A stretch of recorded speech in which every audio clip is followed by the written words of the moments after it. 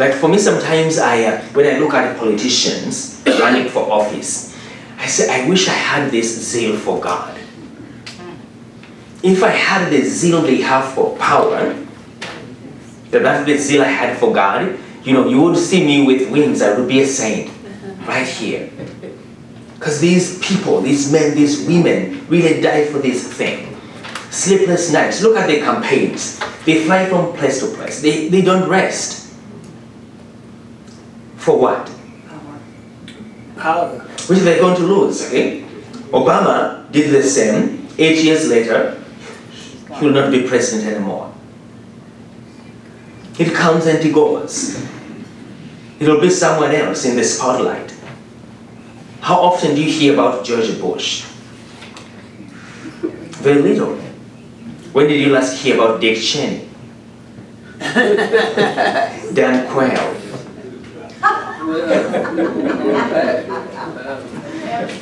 Except Clinton, he's always... It comes and it goes. Clinton stays in the picture. We still hear about Clinton, you know. Oh yeah, he just can't have your power. But really, think about it. Think about it. Okay? They are dying, they are insulting each other, they are whatever, okay?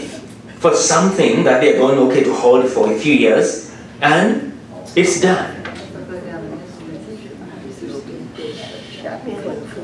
So when I look at that, I say, where is my zeal for the faith?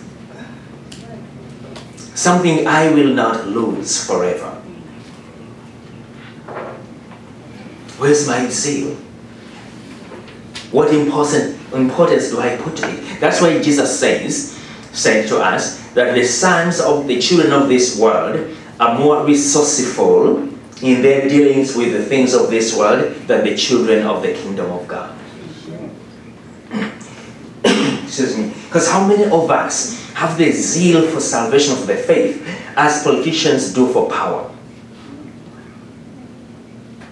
If there are any, very few. Okay? So sometimes when you look at these things, they make you really reflect and think, wow, if these people can do this, as St. Paul says, for a crown which withers, and it's gone. You know, what about us who say, profess, that we have the glory of God, a crown that doesn't basically rot, that doesn't go away. But what am I doing to achieve that? Where's my enthusiasm, my zeal?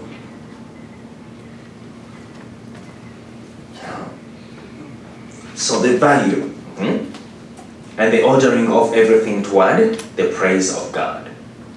Okay. 338. Nothing exists that does not owe its existence to God the Creator. Basically, the church is teaching no human being, no angel can create. Period. No creature can create because a creature is created. Okay.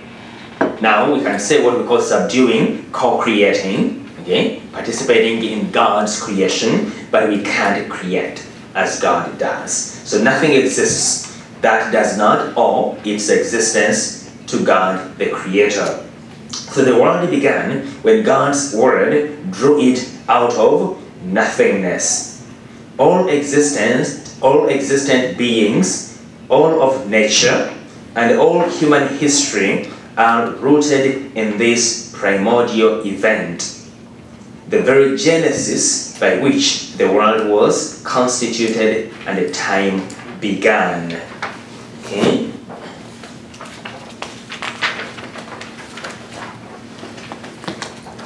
So that's a very, very important statement. It's from St. Augustine. Okay? Okay, so nothing exists that doesn't owe its existence from God. So nobody can come and say, oh, we are very advanced today, we create. Okay? And of course, there was a program on CNN, okay? And many of these things, they are subtle, okay? But they have an agenda. Okay?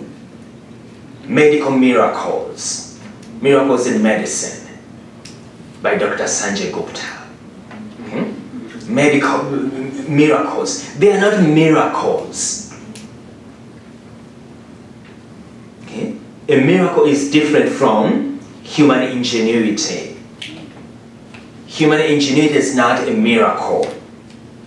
It is God's providence whereby a human being subdues creation, acts as a co-creator with God. That's not a miracle. Okay? But we use that language, okay? And eventually, before you know it, we are the makers of the miracles, not God anymore. That's the agenda, okay, behind some of those things. So we are, and if we do these things and they're miracles, then eventually we are creators, right? Yeah. Okay. So, each creature, 339, each creature possesses its own particular goodness and perfection. Okay. This is very important. When God created, He created what we call degrees of perfection. But each creature, according to its degree, is what God intended it to be. And in that degree of its perfection, it is very good. So you cannot go and look at a tree and say, hey tree, you know, I'm more perfect than you, you know. I'm better than you.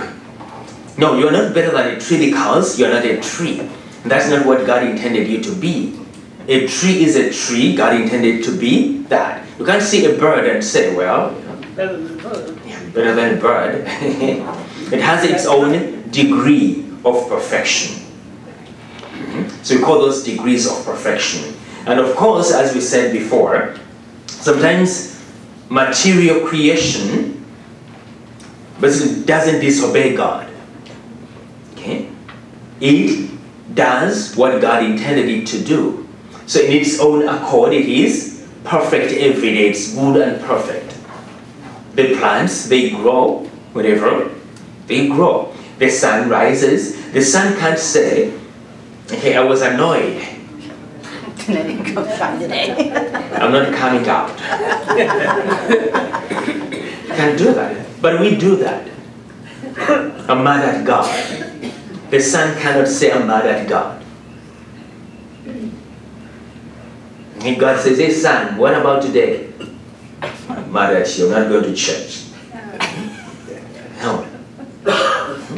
So it's us, because we're made free beings, okay? It's us who usually jeopardize our perfection and goodness by what we call moral weakness or disobedience. For each one of the works of the 6 days, for each one of the works of the 6 days, it is said, and God saw that it was good. So by the very nature of creation, material being is endowed with its own stability, truth, and excellence, its own order and laws. God saw everything was very good. Now that is a very significant statement. When God saw it's good, and the last 6th day when everything was done, He said it was very good. So it's important to emphasize always that creation is good. Because some people who don't believe say that all the church says, you know, material things are bad. No. The church has never said that. In actual fact, it is the church that upholds the goodness of creation. Non-believers are the ones who destroy creation. Although they talk about, you know, preserving trees, turtles, whales, and whatever, okay? Some of them do it for exploitative purposes, for political purposes, for influence, for money, and whatever. But the church does it because God gave us the gift of creation, and we are stewards of creation. We are custodians, we are caretakers. So we shouldn't exploit creation because it is very good. We should use it for the purpose for which God intended. Okay? So that's why the church continued to say that by the very nature of creation, the way God intended it, material being is endowed with its own stability. stable, truth, meaning that we can know creation. We can know a human being. We can know the truth about a human being. We can know the truth about material creation. Because the Creator has revealed it to us. How? Number one, natural law. And number two, what we call positive divine revelation. Okay? The moral law in general. Okay? That's how we can know creation. Because the Creator has chosen to reveal that knowledge to us. Okay? So, endowed with its own stability, truth, and excellence, its own order and laws. That's why we cannot just mess up with the order of God as we are doing today.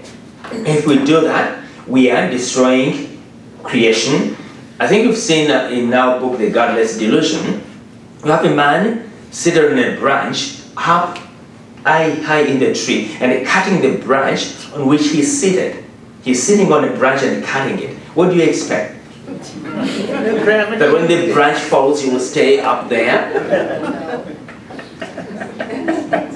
So, if you change the order and laws of creation, what do you expect? Distortion. Distortion, destruction. Okay? How is nature stable?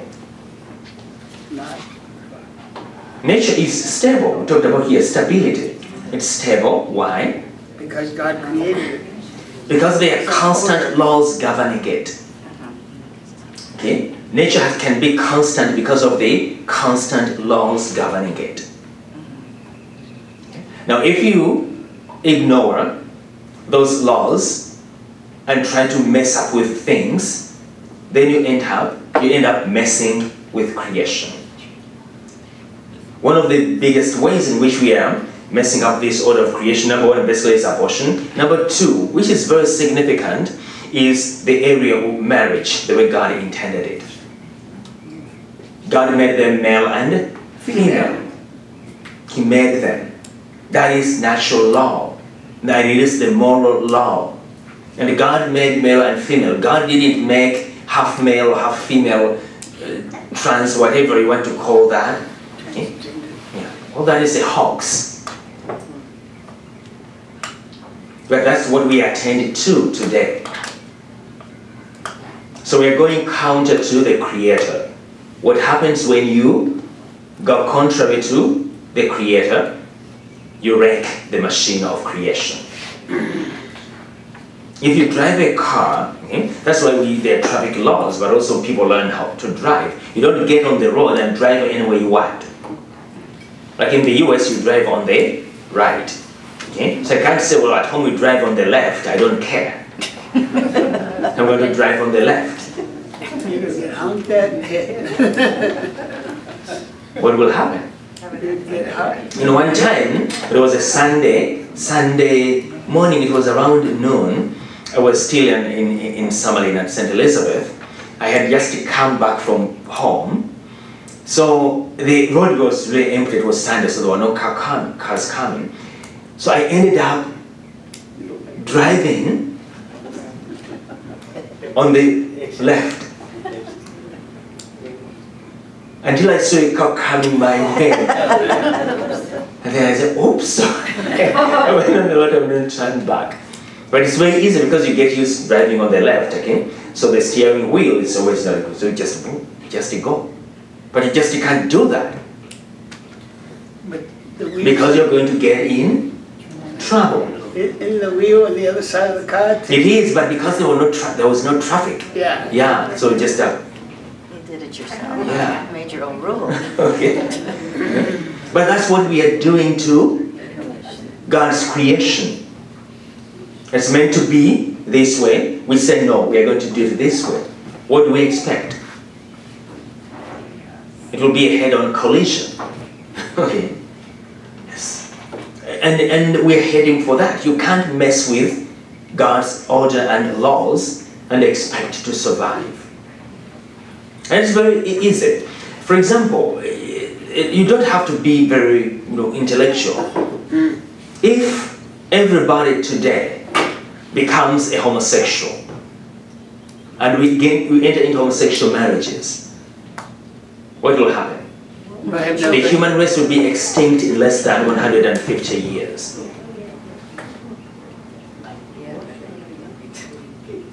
We can bring about not the second coming, but our own extinction by disobeying God's law, the moral law He embedded in creation.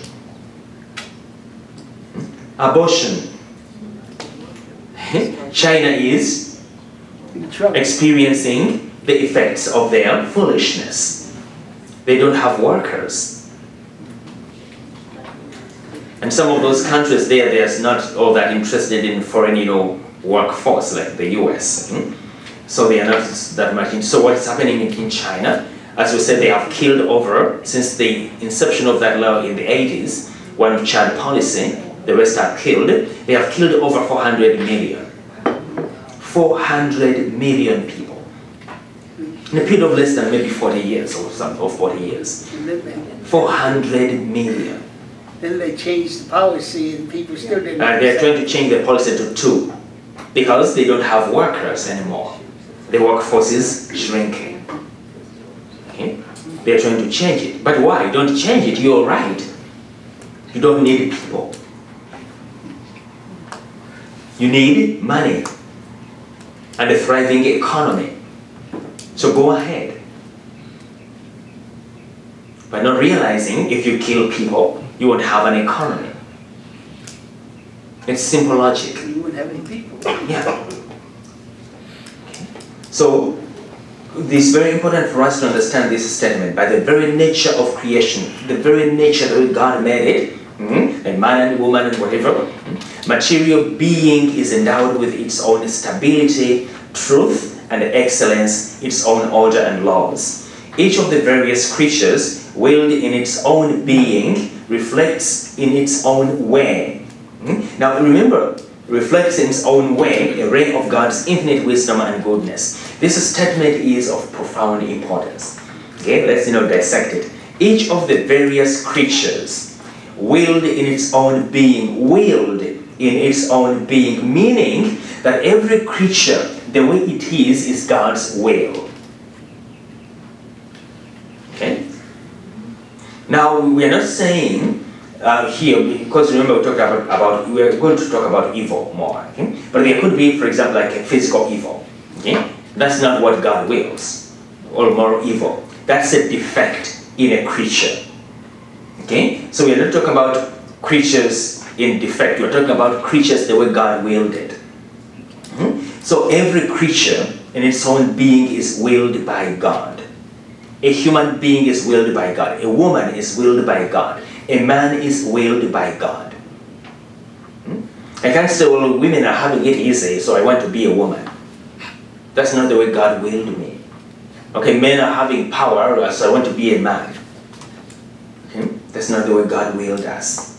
Okay? So willed in its own being. So if it stays course, okay, the way God willed it, what does it do? It reflects in its own way a ray of God's infinite wisdom and goodness. Meaning that if God willed it the way He did, He communicated His goodness, His wisdom, His love to this particular being because He willed it.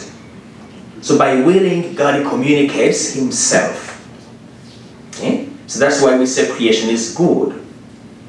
There is order and wisdom in creation because God communicates Himself to what He brings forth into being.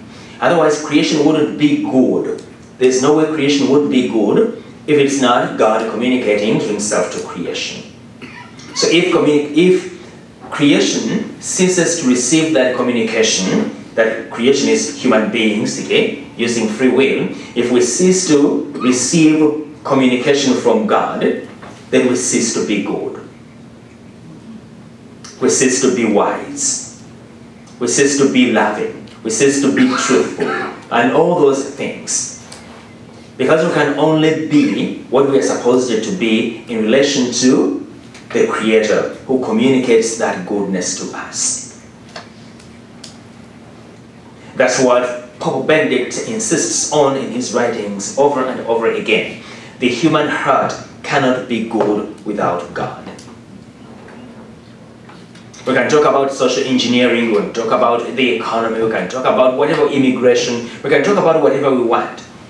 Nothing will benefit us if we are not with God. Because the human heart can't be good without God. Okay? So, in each of the various creatures' will in its own being reflects in its own way a ray of God's infinite wisdom and goodness. Man must therefore respect the particular goodness of every creature. In other words, we shouldn't abuse creation, okay? To avoid any disordered use of things, which would be, okay, let's repeat that. Man must therefore respect the particular goodness of every creature, to avoid any disordered use of things, which would be in contempt of the Creator and would bring disastrous consequences for human beings and their environment. This is what Pope Francis is saying in his encyclical, which was labeled The Environment. But it is on creation. Okay? So we have to respect that, to avoid any disordered use of things. Not that things are bad, but our disordered attachment, our disordered use can bring about disastrous consequences. Number one is contempt of the Creator. Okay? So homosexual marriage is contempt of the Creator. Abortion is contempt of the Creator. Our disobedience in our different sinfulness is contempt of the Creator. Hatred is contempt of the Creator. Exploitation of nature, okay, is contempt of the Creator. Okay. Everything we can refer to as the sins of the flesh, okay, meaning whatever is opposed to God, to the Spirit, is contempt of the Creator. That's the number one consequence. And number two, if there is contempt of the Creator, then there are disastrous consequences for human beings. We see this in the Garden of Eden. What happened when Adam and Eve disobeyed? Thrown out. You had to work. Contempt of the Creator. Lost. They died. Suffering and dying. And then the whole of creation was messed up. That's what St. Paul says in Romans 8. All creation is groaning for redemption because of the sin of Adam, because of the sin of disobedience, because of the contempt of the Creator God. By not looking at creatures that He willed them for this particular purpose. And as a human being, I must use it for that particular purpose. Because the particular purpose for each creature can be known to me because God has revealed it to us. As we said, we can know creation because the Creator revealed that knowledge to us. Okay, let's take a break.